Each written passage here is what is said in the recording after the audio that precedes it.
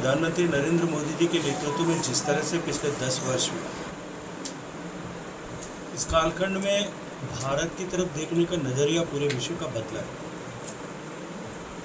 भारत में हुई प्रगति और प्रगति की गति इनको देख करके लोग जिस तरह से चमत्कृत हैं। निश्चित रूप से भारत का विश्व के किसी भी प्लेटफॉर्म, किसी वैश्विक प्लेटफॉर्म, चाहे वो G7 का हो, G20 का हो, वो ब्रिक्स की समिट हो, वो जो है यूनाइटेड नेशंस का कोई भी प्लेटफॉर्म, आज उस पर भारत की बात को अनदेखा करके किसी तरह का निर्णय हो जाए, इस तरह की संभावना नहीं है। माननीय प्रधानमंत्री नरेंद्र मोदी जी के नेतृत्व में जिस तरह से विदेश नीति को पिछले 11 साल तक लगातार भारत के हित के परिप्रेक्ष्य में सरकार ने लागू किया, जिस तरह से माननीय प्रधानमंत्री जी ने अपने व्यक्तिगत कौशल से, व्यक्तिगत संबंधों से नए कूटनीतिक संबंध स्थापित किए, आज उसका परिणाम यह है कि भारत हर प्लेटफॉर्म पर सेंटर स्टेज में है। और निश्चित रूप से भारत द्वारा प्रारंभ किए गए विषय संस्कृति के क्षेत्र में यदि मैं बात करूं, जिस विषय में जाकर के मुझे अभी संस्कृति मंत्रियों के सम्मेलन में बात करने का अवसर मिला था, जो विषय हमने प्रारंभ किए थे अपनी G20 अध्यक्षता के समय या उससे पहले भी, और जिन विषयों का सूत्रपात माननीय प्रधानमंत्री जी ने विभिन्न अवसरों पर वैश्विक मंच पर किया था,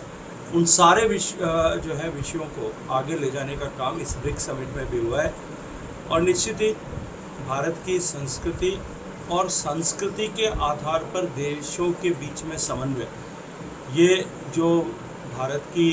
नीति और रीति है, इसको आगे ले जाने के लिए हम सब लोग सफलतापूर्वक काम करें। सर, ये जो 10 साल रहे, तो आपको लगता है कि कल जब नड्डा जी जब राजधानी पधारे थे, आप भी साथ थे, उनके चेहरे पे जो खुशी थी, कार्यकर्ताओं में जो खुशी थी, वो एक बड़ा संकेत है? निश्चित रूप से। लेकिन पिछले 11 साल में जिस तरह से भारत ने प्रगति की है, जिस मुकाम से उठ करके भारत ने 11 साल में आज अपना जो स्थान विश्व में बनाया, चाहे वो आर्थिक दृष्टिकोण से देखें कि हम जो 10वें 11वें नंबर की अर्थव्यवस्था होते थे, आज दुनिया की 4थे नंबर की बड़ी अर्थव्यवस्था है। अगर हम अपनी सीमाओं की सुरक्षा के दृष्टिकोण से देखें, अभी हाल में ऑपरेशन सिंदूर के समय भारत की सेनाओं के शौर्य और पराक्रम को पूरे विश्व भर ने चमत्कृत दृष्टि से देखा है। सामान्य मानवी के जीवन में परिवर्तन के दृष्टिकोण से देखें, इस 11 साल में आमूलचूल परिवर्तन देश ने देखा, और देश ने एक नई गवर्नेंस की विधा को देखा कि जहां नो वन लेफ्ट बिहाइंड, कोई भी पीछे न छूट जाए, इस लक्ष्य के साथ में सरकार काम कर रही है। चाहे वो गरीब का घर बनाना हो, चाहे गरीब के घर में शौचालय बनाना हो, चाहे गरीब के घर तक पानी पहुंचाना हो, बिजली पहुंचाना हो, गैस का चूल्हा पहुंचाना हो, गांव तक सड़क पहुंचानी हो, कोई भी पीछे शेष न रह जाए, इस लक्ष्य के साथ में सरकार काम कर रही है। और जिसका परिणाम आज दिखाई देता है कि 30 करोड़ लोग गरीबी की रेखा से बाहर निकल पाए। तो निश्चित रूप से गरीब को गणेश मान करके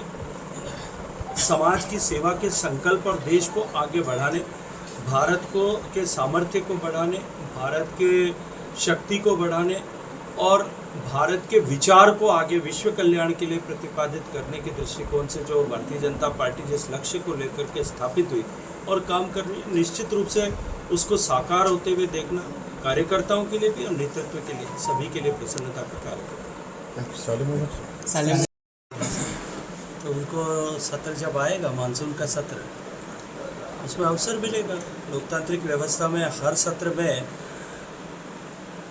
संसद के दोनों सदनों में प्रश्न पूछने की, अपने बात को रखने की अवसर होते हैं, समुचित व्यवस्था है। मुझे लगता है कि वो इतने इम्पेशेंट क्यों हो रहे हैं। सत्र तो आने वाला है, आने वाले सत्र में निश्चित रूप से सरकार के पास में छिपाने के लिए कुछ नहीं है और छिपाने की आवश्यकता भी नहीं है। निश्चित रूप से उनके हर प्रश्न का, हर बात का, हर उनकी जो है उनकी कहीं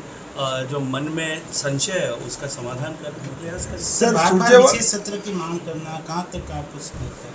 क्योंकि मुझे लगता है कि जब विपक्ष के पास में कहने के लिए ठोस कुछ नहीं होता,